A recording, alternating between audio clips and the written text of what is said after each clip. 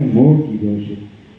જ્યારે અસ્ત્રી મોહ રૂપી સોનાની અંદર પતિત થાય ત્યારે મોહ રૂપી રાવણ એનું અપહરણ કરી જાય છે. ભક્તિ આપણે કથા જો આપણા જીવનમાં ઉતરી જાય, આપણા માઇન્ડમાં બેસી જાય, આપણા જીવનમાં પરિવર્તન કરી શકે તો પૂજ્ય બાપુના દ્વારા, અટલ આશ્રમ દ્વારા, મોટા મોટા મોરારી બાપુ, મોટા મોટા કથા દ્વારા આયોજન જે થાય છે એ કેમ થાય છે? આપણે રામને વિસરી જઈએ, પરમાત્માને વિસરી જઈએ ત્યારે ભગવાન આવા મહાપુરુષોને પ્રેરણા આપે કે કંઈક ધાર્મિક કાર્યક્રમ કરીએ, જેના કારણે આપણને પાછું તાજું થાય. આપણે કોઈને પૈસા આપ્યા હોય ને ઓલો આવે ત્યારે આપણે યાદ આવે, હા તારે પાસે લેવાના છે, એમ ભગવાનનું નામ આપણે વિસરી જઈએ ને એના માટે કથાના આયોજન થતા હોય છે. એટલે તમારા બધાના જીવનમાં ભગવાન રામ મર્યાદા પુરુષોત્તમ તમને બધાને એવી સદબુદ્ધિ આપે, એવી પ્રેરણા આપે કે તમારા કુટુંબની અંદર રામાયણના વિચારો રજૂ થાય, તમારા બાળકોમાં રામાયણ ઉતરે.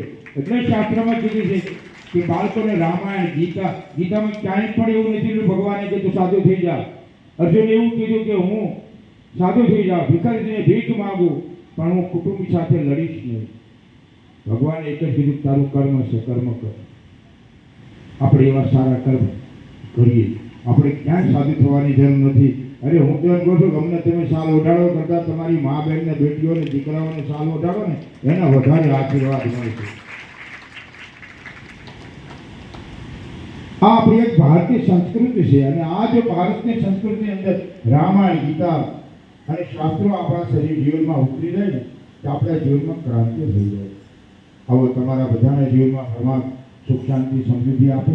વધુ સમય નહીં લો, પણ હું એક વિશેષ કહું છું, અટલ આશ્રમના અમારે બાપુને પણ 50-75 વર્ષ થઈ ગયા છે આશ્રમને બાપુ. એવી રીતે અટલ આશ્રમને પૂજ્ય બટુગીરી બાપુ, હું સ્વયં પોતે 50 વર્ષથી 18 વર્ષની ઉંમરથી બિરાજમાન થઈ અને આજે 70મો વર્ષ મારો જન્મદિવસ હનુમાન જયંતિ મનાવવામાં આવે છે. ત્યારે પાર્ક ચૂરણનો એક કાર્યક્રમ છે. 5000 કેજીનો એક લાડુનો ભોગ હનુમાનજી મહારાજને ધરવામાં આવશે. હું સાદર આમંત્રિત દરેક ભાઈ ભક્તોને આમ કરું છું, એકવાર અવશ્ય એમના દર્શન કરી અને પ્રસાદ ગ્રહણ કરે. 50,000થી પણ વધારે માણસ પ્રસાદ લઈ શકે એવી વ્યવસ્થા હનુમાનજી મહારાજને કરેલી છે. અમારા બધા આયોજનો કરતા હોય ને તો એ હનુમાનજી મહારાજ જ કરે. આયોજન કરતા બટુગીરી મહારાજને કોઈ ભક્ત પણ નહીં. વર્ષોથી 1984થી આજ સુધીના આયોજન કરતા હનુમાનજી મહારાજ હોય છે. મારી પત્રિકામાં પણ તમે જોજો, આયોજન કરતા હનુમાન દાદા હોય છે.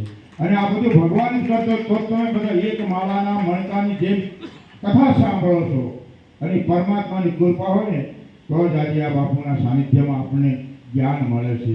બાકી કથાઓમાં બહુ પબ્લિક ભીડ ઓછી. હમણાં હું બહાર ગયો ગ્વાલિયર, 25 જણા, 50 જણા, અને 20 લાખ રૂપિયાનો મંડપ. આ તે મોટું માણસનો સમય નથી.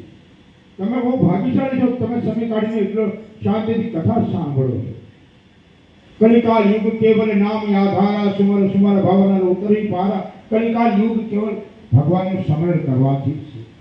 પ્રથમ ભક્તિ કરો સત્સંગા, મહાત્માઓની મહાપુરુષોનો સંગ પહેલી ભક્તિ છે અને ત્યારે જ આપણો જીવ જાગૃત થાય છે. એટલે હરિનામ કરવું, તમારા જીવનમાં ભગવાન રામની, ભગવાનની કૃપા અવતરે એવી મંગલ કામના સાથે ભારત માતા કી વંદે